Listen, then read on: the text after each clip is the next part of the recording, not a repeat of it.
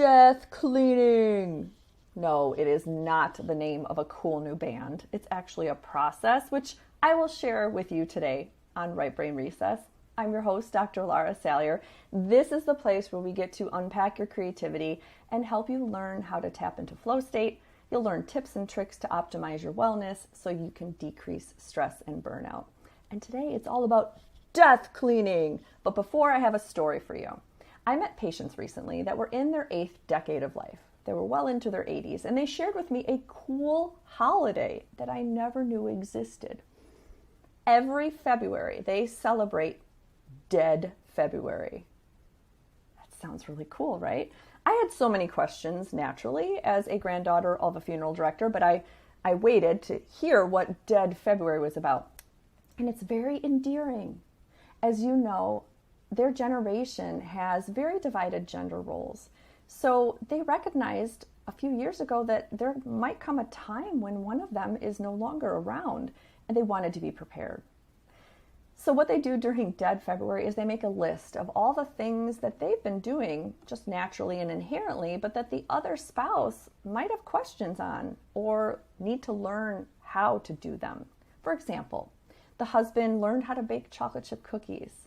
He learned how to sew a button on a shirt. He learned how to hem pants. The wife learned where the IRA documents are, who takes care of financial planning and has their estates, and the funeral plots, etc.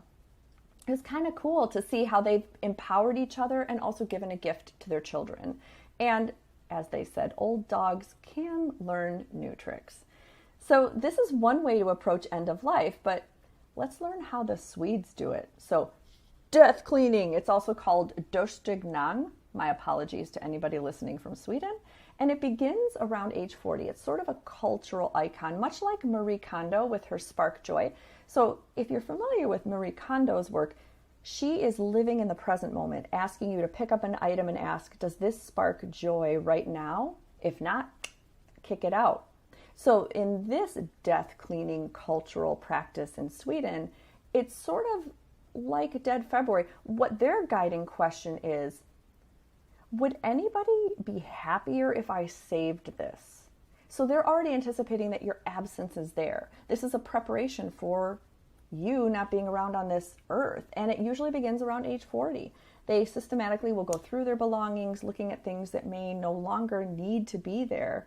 And would it be a burden on the next person who has to go through the house, right? And so why I love this is it's meaning driven. It is fueling everything in our life. Meaning fills everything. And it's asking, what would it be like if we weren't there?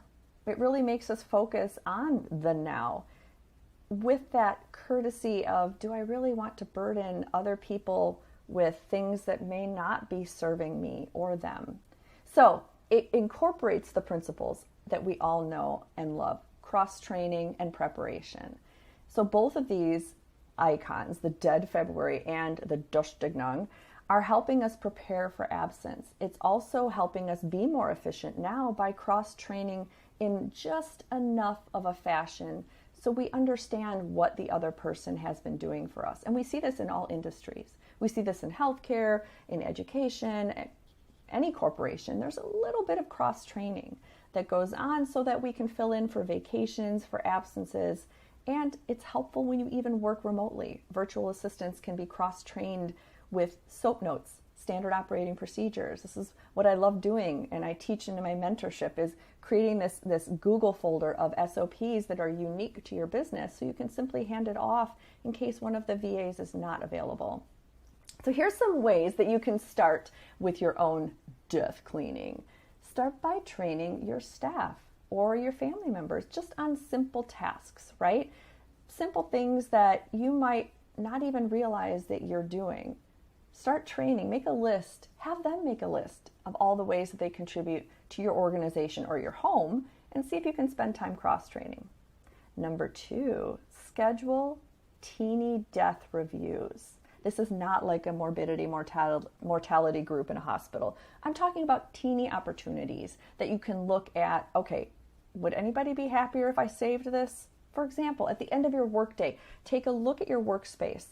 Is there anything that you can just throw away? What if you had to have somebody else come into your office the next day because you're no longer around. What would they need to look at? What is most important, and what can you organize or throw away? Then schedule teeny death reviews of your finances every month. At the end of every month, look at, would anybody be happier if I kept spending money on this expense? Is this something I inherently need? And also your closet every season.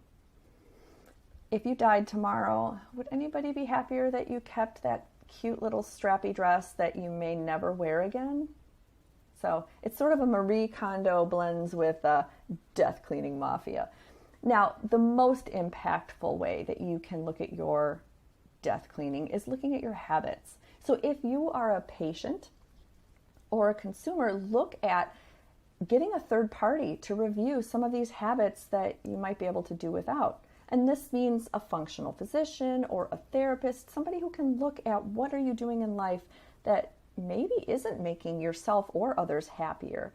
And they can help you retool some habits that could optimize your well-being. And if you're a health practitioner, a professional, a physician looking to pivot or change your career, look at having a physician coach, a mentor. We can spot things that just might be a blind spot for you and help you do your own little mini death cleaning so that you can be happier and live in the moment and have more well-being. So thank you for listening to my death cleaning. I'm looking forward to concert t-shirts and a tour around the world. And until then, just keep coloring outside the lines and have a great day.